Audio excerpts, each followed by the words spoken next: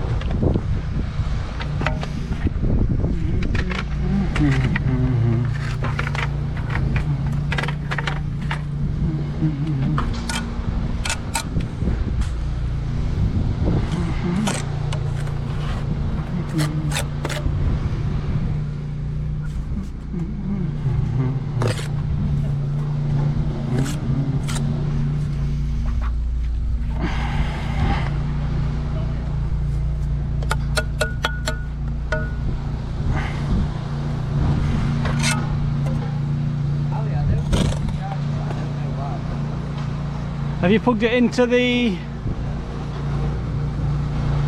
Oh, turn the radio back on. Hold it, you have to hold it down.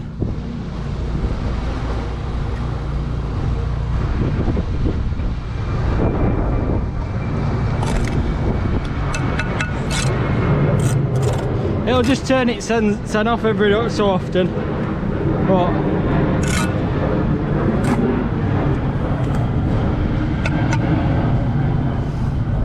I have to just keep, I have to put a little bit of music on or something, you know, on my phone.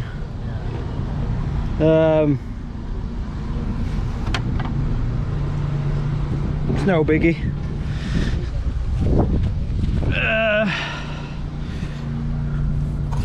Probably I'll need a couple of them three, yeah, make them about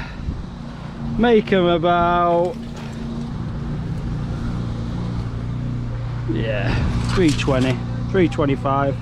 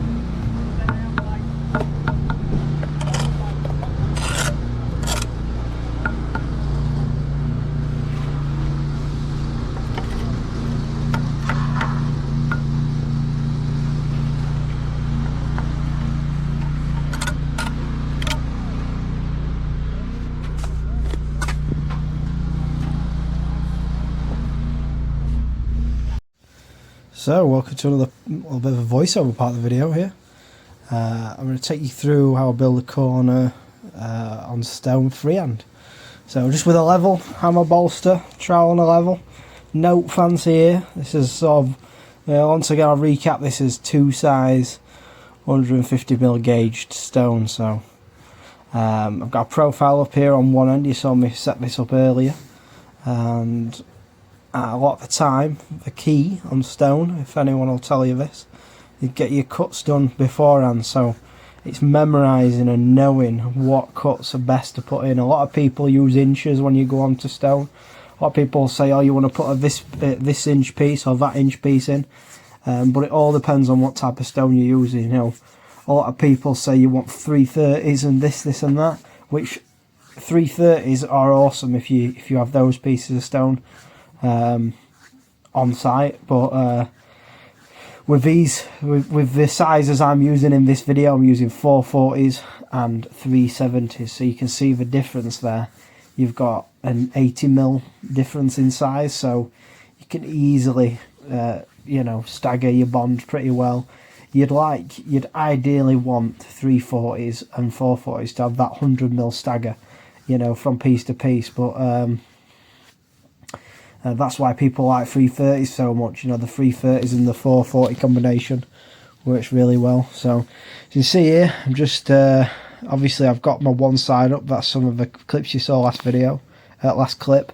This video is so long that this is why the frequency of videos are slowing down a little bit. I'm just wading my way through tons of footage, and I thought I'd put a big one out for the guys that enjoy watching them. You know, I know stone's a little bit of a niche sort of type of work. You know, not everyone will get to work with this stuff, but if you do in the right conditions, it's dead good for making some good coin.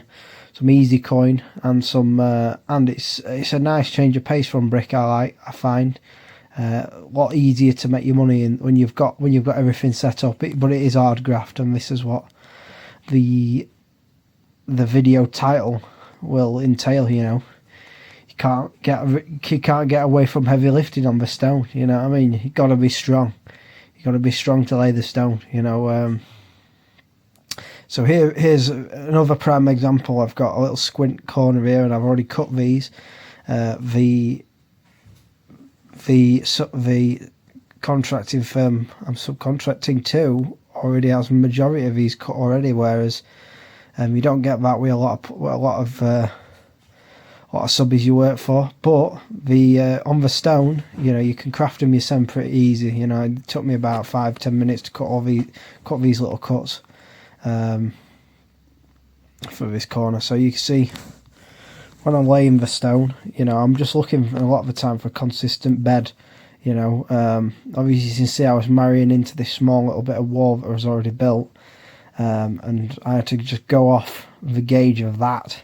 That's the main thing, you know, when you're building walls, which a lot of people don't teach. Is going level. You know, this is the same thing I do on houses when I'm building blockwork first. I set my blockwork gauge, and then all the brickwork is run off of that. You know, all I'm doing is I've set my profile marks on, and I'm gauging 75mm at a time off the profile, and I'm keeping level with those ties. I'm keeping those ties level, keep engaged with them window formers. That's all I'm aiming for. Once the blockwork's set, that's all I'm aiming for. I'm just aiming to keep my brickwork below them ties, so we're not running back. And I've built so many plots before. Once the gauge is set on the blockwork and the frames are all set, I've said this like fucking shit ton of times. I used to have my profiles gauged, and I wouldn't use a tape measure the whole fucking house. Apart from when I came to set the windows out, makes it so much easier. You know, when you understand levels, when you understand keeping level, I'd just move my profile. I used to have my gauge tape set on my profiles, and that is all I would use building the whole house. You know, obviously I'd have to gauge where my door, I'd have to measure where the doors were, measure where the window formers are, but gauged profiles are something else, you know. So when I'm putting the pieces on, also when I'm putting that first piece on, I'm using that little level, then I'm using my big level. You can see the contour on the stone. It's quite a flat dressed stone, and it's pretty easy to get a nice level. You know, you can get an overall leveled measurement. You know, it's easier than using the tape measure. The tape measure is good, but all sizes of stone are different thicknesses. You know, so if you're gauging off a thin piece of stone, with the tape measure to a thick piece, you're going to get a different reading. This is why when you're on the 9-inch walls, like I am here, over 220 walls, whatever, 220 thick walls, double skin, you're going to use that level. You got to use it. You know, you see a lot of guys on, when they're laying the stone on housing, they use the cavity as their gauge for the gauge of the stone. Also not reliable. You know, the cavity can shift the thickness of thermalite blocks. The old saying, get your blockwork plumb and your stone will be plumb. Doesn't always work. Get them profiles on, get them profiles plumb, get that level out and check your stone. It can easily belly. You know, the level's your best friend. Once you understand level, understand how to use the level effectively, you can save yourself a lot of time wasting with a tape measure. You know, as soon as you get your tape measuring on, you're not laying. So, you know, so that's the main takeaway. Same again here, because this is a expansion joint. As you can see, I've got expansion on the back. We don't put the expansion on the front. We like to create that nice 10 to 15mm mastic joint. So we leave the joint hollow for some expansion, and basically when the mastic man comes, he'll put his bead in, he'll put his expansion bead, he'll shove that hole through a foam with his little masticing, with his little little scraper and masticing tools, and then mastic it. Then we don't see too many people fucking about trying to shove foam in, making the joint too thick. too thick. You know, you want 15mm for the mastic, maybe 20.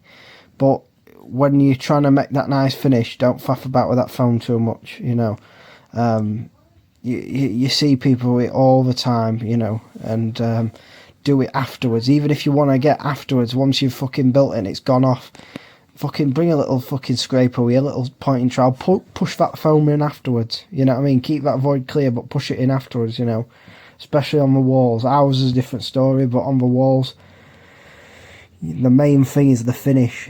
That's what's going to make you a lot of the time get more of the walls. Obviously, gang size is a factor, and getting them walls nice and neat, getting the finish on them nice. You know, that's the first thing you look at when you go into a garden. You look at the boundary wall, or if it's around the side of the house, you walk up to the house, look at the wall. You know, it's the first thing that catches your eye. So you know, so it's the first thing people see. Get it right, get it neat. And I like to uniform half bond my cuts. So if I'm up an expansion or I'm up any sort of reveal, I like to half bond the cuts. You know, it isn't, to be quite honest, it isn't proper practice when it comes to stone. You should be like putting pieces all over, making that mixed effect. But you'll find a lot of the times now on stone sites, the half bonding the pillars, the half bonding the corners, because a lot of this stone has extra expansions in it, so you've got little pill expansions up. Everyone's half bonding. They put the same bond up the pillar, so you sort of mirror your bonds on the pillar, and then you can mix it up down your gables. You know, everything like that. So that's also another little tip here. Level it using that extra little bit of wall that's up to take my heights off of. You know, so also very good. Also very good when it comes to big little check with level, and away we go. So I've got some more footage coming up with a bit of same again, a little bit of sound of the site, as I like to call it. We've got a little bit of a natural ASMR sound, so got that coming up soon.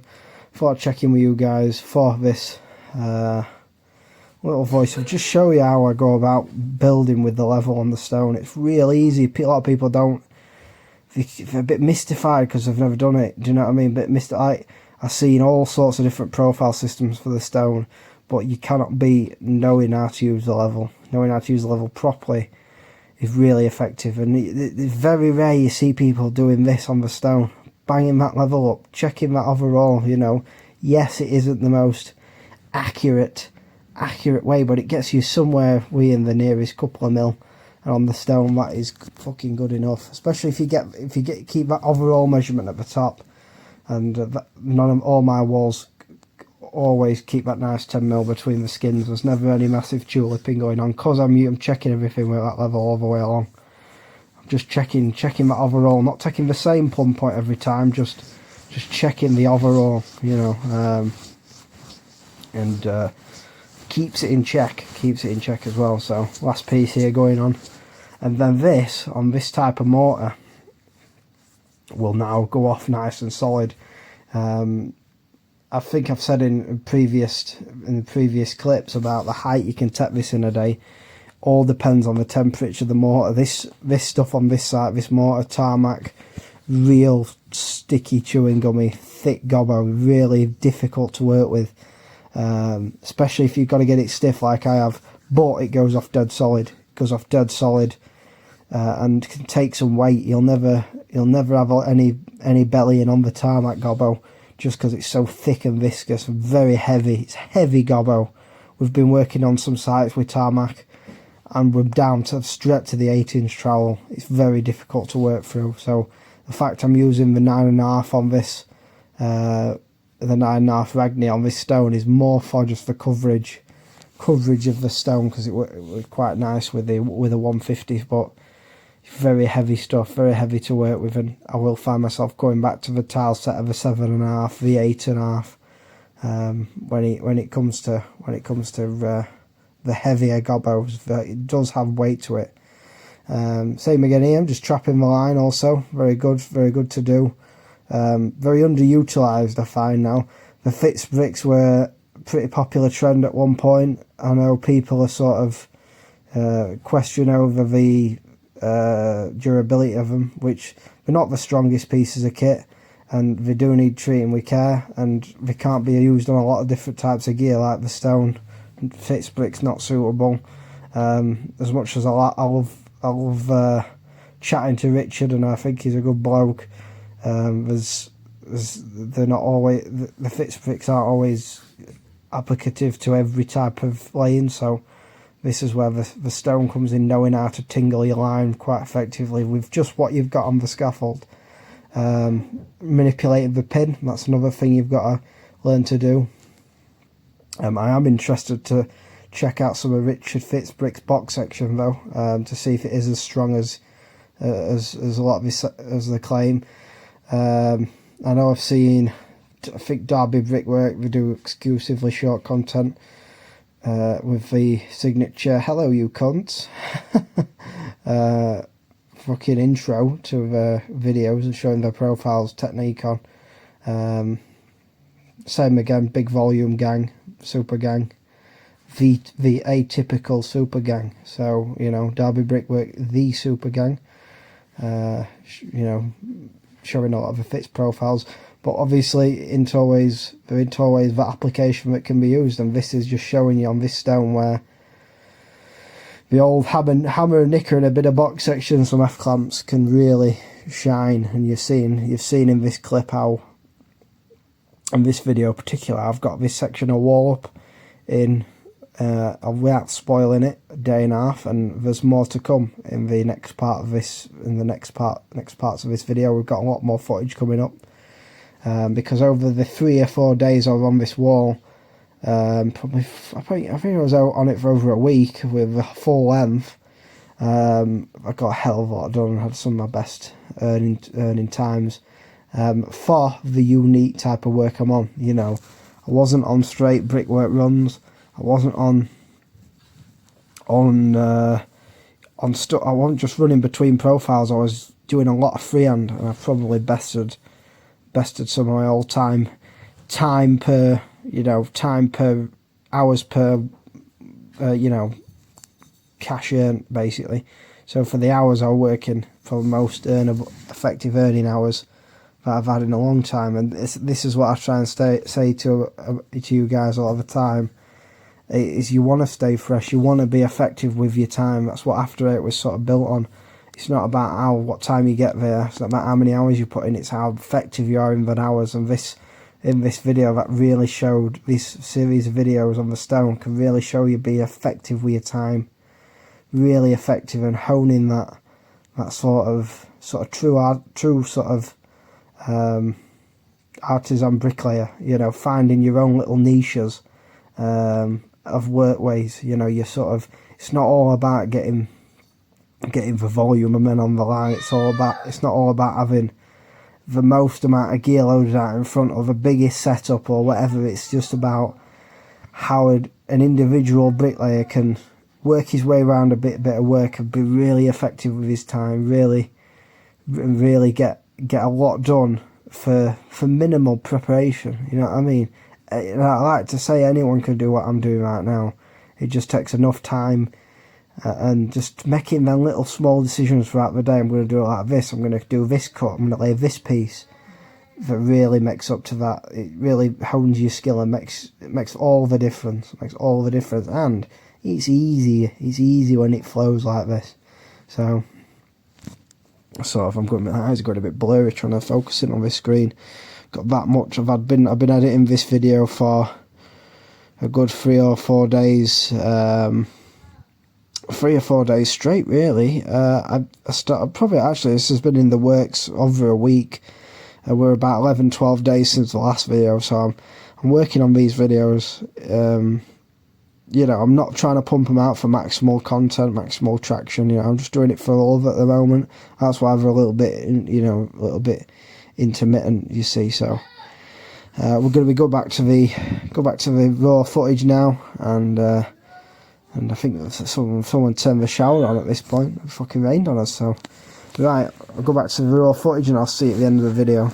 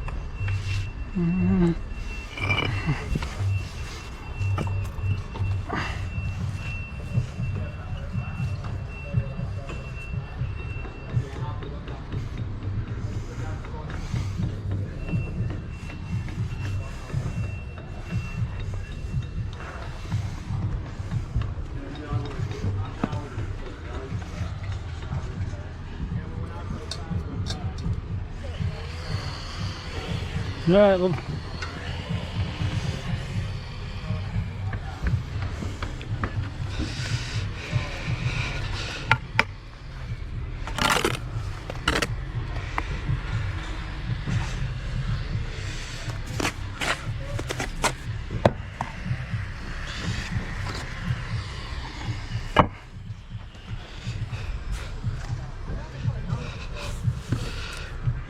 Fucking weather.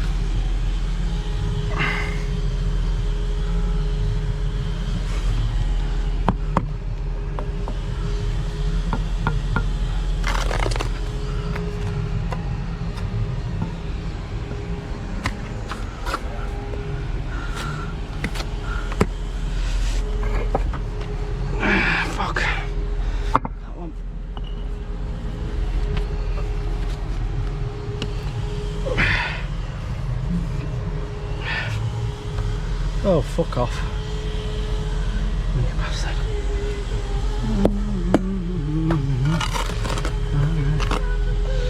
Give me a time, give me a place, I'm on the way.